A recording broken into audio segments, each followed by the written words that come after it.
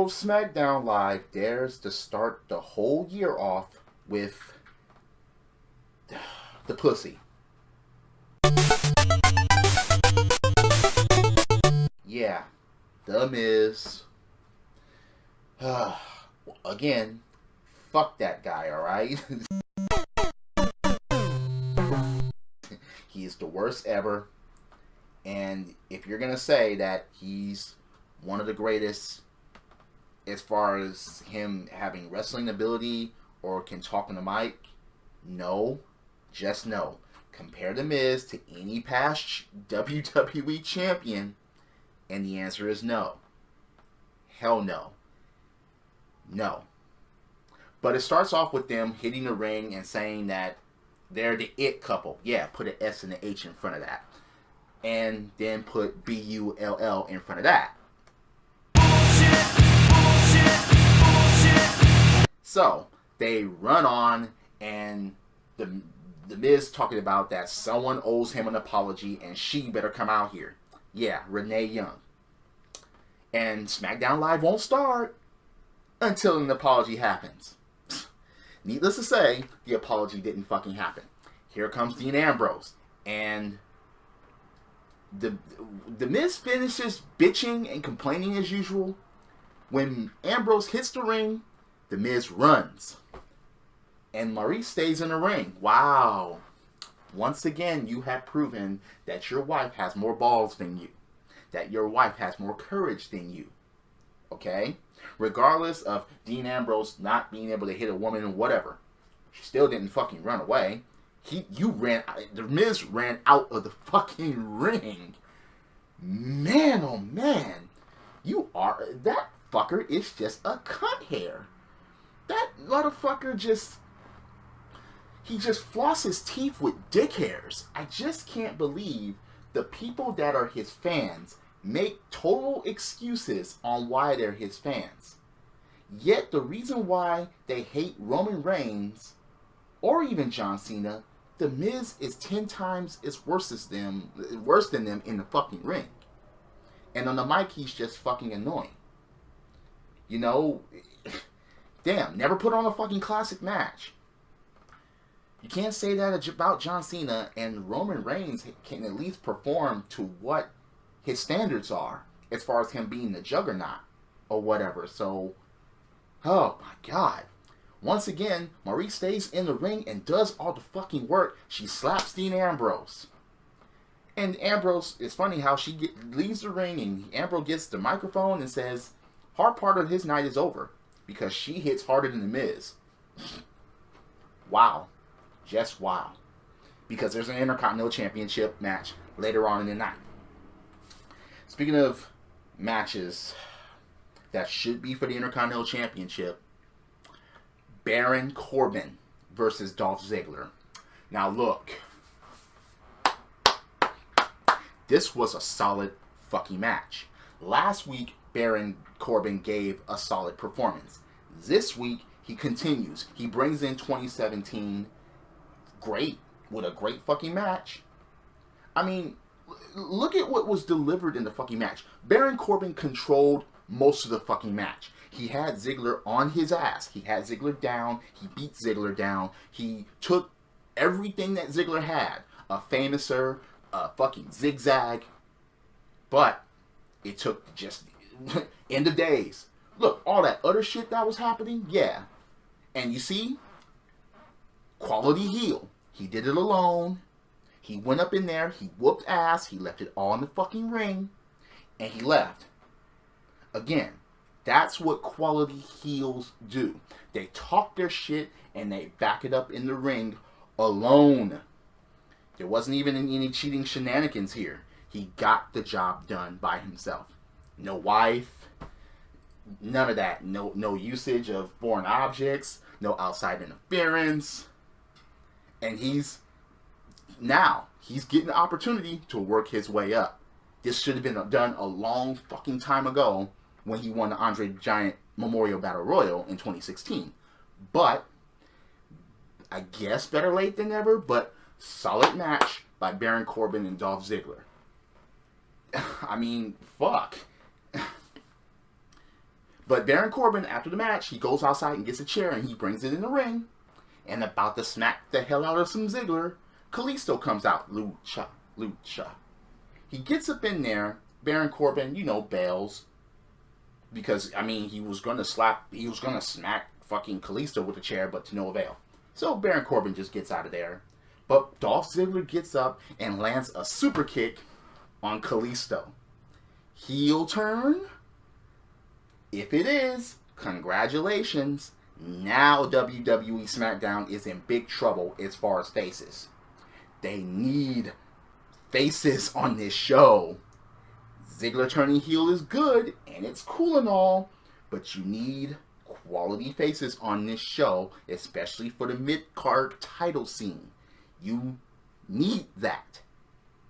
So, yeah, after the commercial break, Ziggler goes backstage and starts throwing shit around because he was telling Kalisto in the ring, I don't need anyone, I don't need you, I don't need no help, I don't need anybody. He goes backstage, he's tearing shit up. Apollo Crews steps up to him, talking about, what's up with you, and Kalisto is my friend, and Dolph Ziggler gets him a headbutt and starts attacking him. They have to pull them apart, and it's like, so, Apollo Crews, huh? Yeah, feed him to Ziggler, please. Because Apollo Crews, I just don't believe in that motherfucker. Nope. Just, no. No. So Ziggler as a heel, maybe this will lead up to something good. Maybe. So you have, Ziggler snaps. Good. Absolutely good. Okay. James Ellsworth will escort Carmella into the ring, and that's all I gotta say about that. He gives her a fucking James Ellsworth shirt off his fucking back. Please, please, don't give this too much airtime. But I think this is a better couple than they have on Raw between Alicia Fox and fucking Cedric Alexander. I guess that's just my fucking opinion. Yeah. But at least we give a fuck about James Ellsworth to a point. He got some of the biggest pops in 2016. He did. He did. And do we care about Alicia? No. Cedric Alexander, he hasn't. Okay, alright, enough of them. But the next match you have Becky versus La Luchadora. Okay. And yeah, you can kind of see where this is going. Because La Luchadora does Alexa Bliss's signature off the fucking top rope. So immediately you're like, oh yeah, okay, yeah, that's it. If you weren't convinced already. But Becky moves out of the way, puts on her disarmor. La Luchadora taps out, and Becky takes off the mask. What do you know? It's Alexa Bliss. But another La Luchadora shows up, and both of them start beating down Becky Lynch. Okay.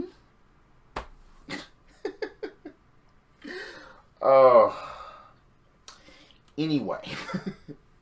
Yeah, enough about that. Just enough. So the contract signing between John Cena and AJ Styles is afoot. Daniel Bryan comes into the ring for the contract signing. First he introduces John Cena and then AJ Styles. AJ Styles is like, okay, Cena's been gone for 4 months. Why does Cena get a title shot? He was trying to say that Cena is not like me or you, Daniel. We came from bingo halls and people working in front of people, barely any crowds, and Cena didn't have to do any of that. But Bryan answers. He's like, look, we just been number one. We overtook Raw as far as the ratings. So we have to keep that going. AJ Styles is a champion. John Cena returned last week. AJ Styles was in the main event last week. These are some of the biggest high demand stars that we have, so we might as well make this a match for the Royal Rumble to get the ratings going, to get everything going. Okay, fine. But then AJ Styles starts to mock John Cena as far as saying that, he tried to compare him to The Rock and said that he will never be as good as The Rock in Hollywood. Yeah, Cena went to Hollywood and he'll never be as good as The Rock, and yeah. Cena has been good for the past 15 years, and the words are has been. Yeah, okay. Fine. But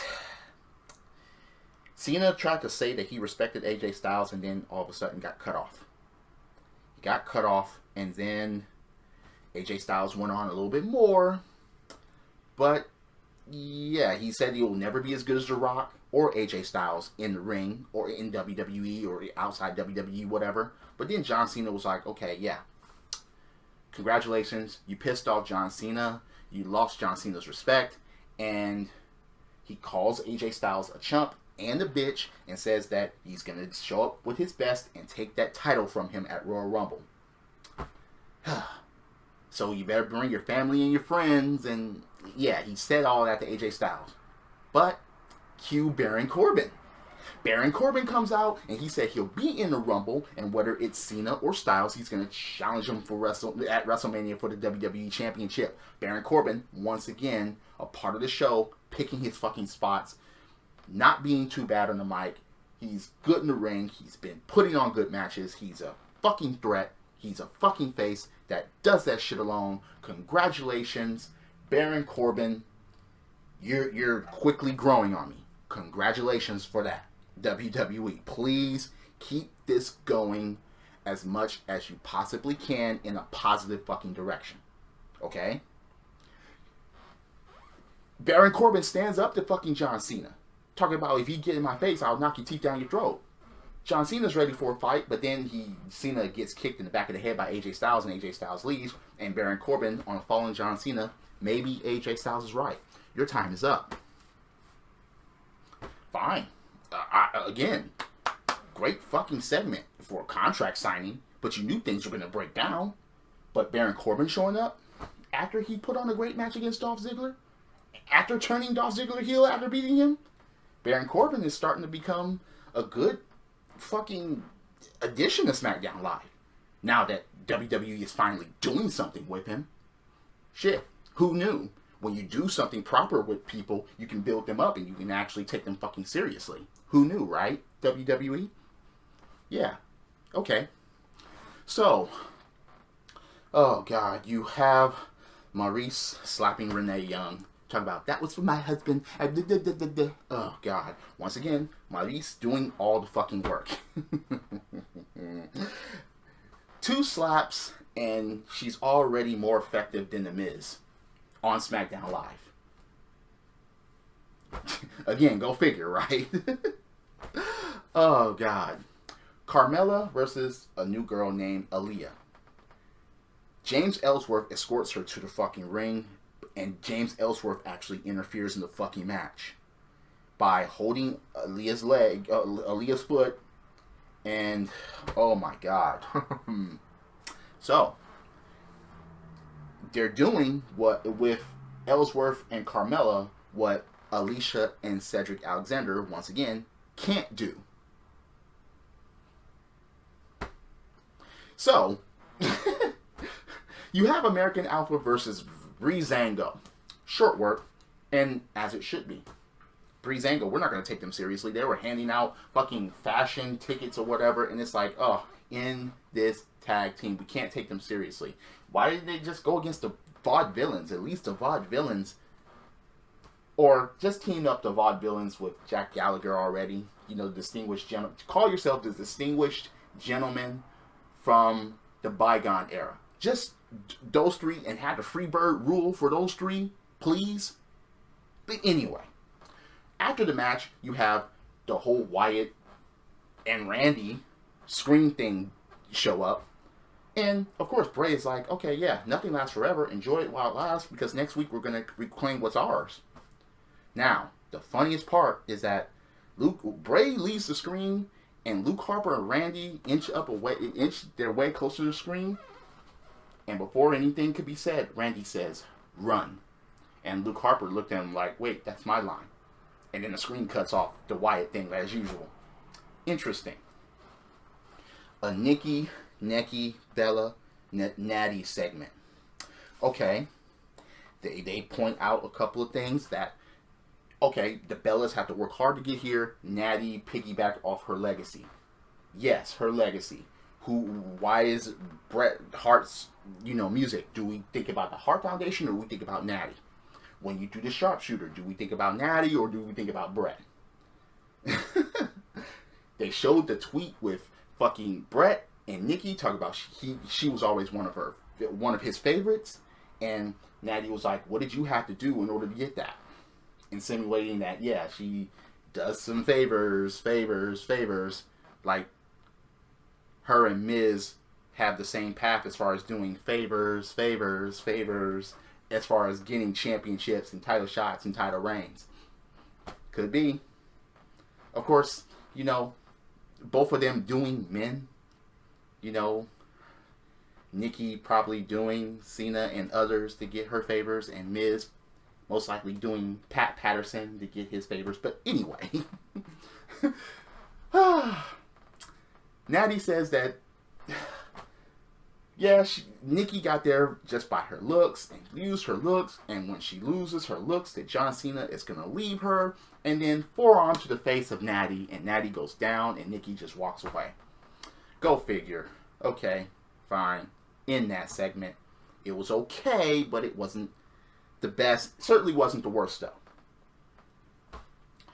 The main event of the night, Intercontinental Championship match. That should have been last week, but of course, the Miz always likes to run away and be a little bitch and not take place. And speaking of which, he did that during the fucking match. Yes, Ambrose on a mission because of the slaps.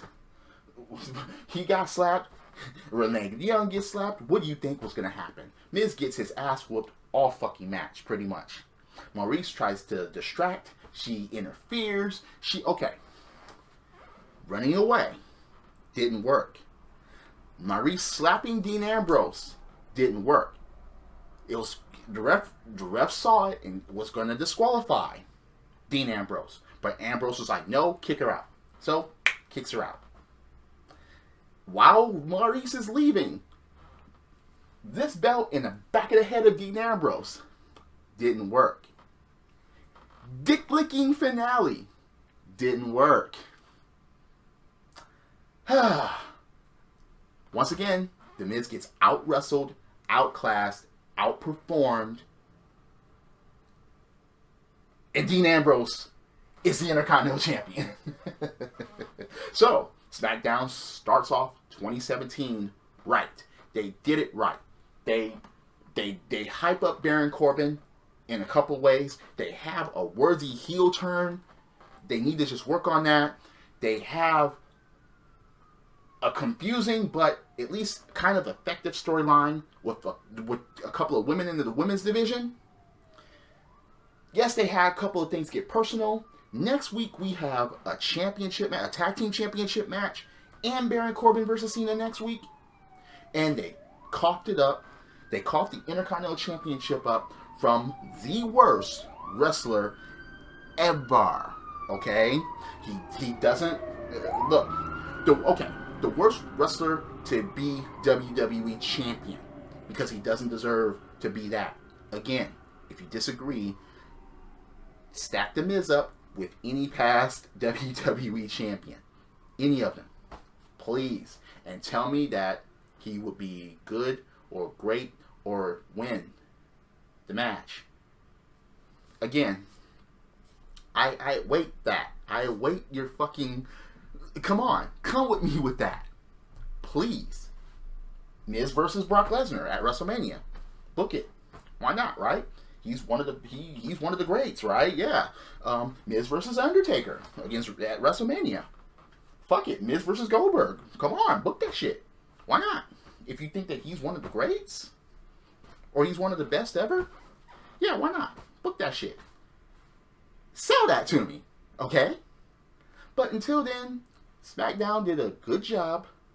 They ousted they ousted the Intercontinental Champion. Well, the real one was Maurice, but yeah, we have a new Intercontinental Champion, and SmackDown Live, they started off the year right. What did you think about the show? Did you enjoy the matches? Did you enjoy the segments?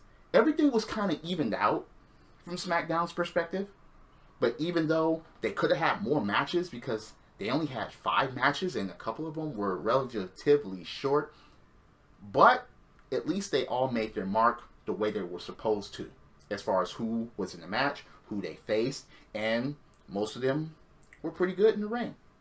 They were. Drop kicks, body slams, throw motherfuckers over the top rope, both feet hitting the floor. Yes, I'm a wrestling fan, and thank goodness that this is around the fucking waist or shoulder with someone that actually fucking works in the fucking ring. This is the theme, and I'll see you later.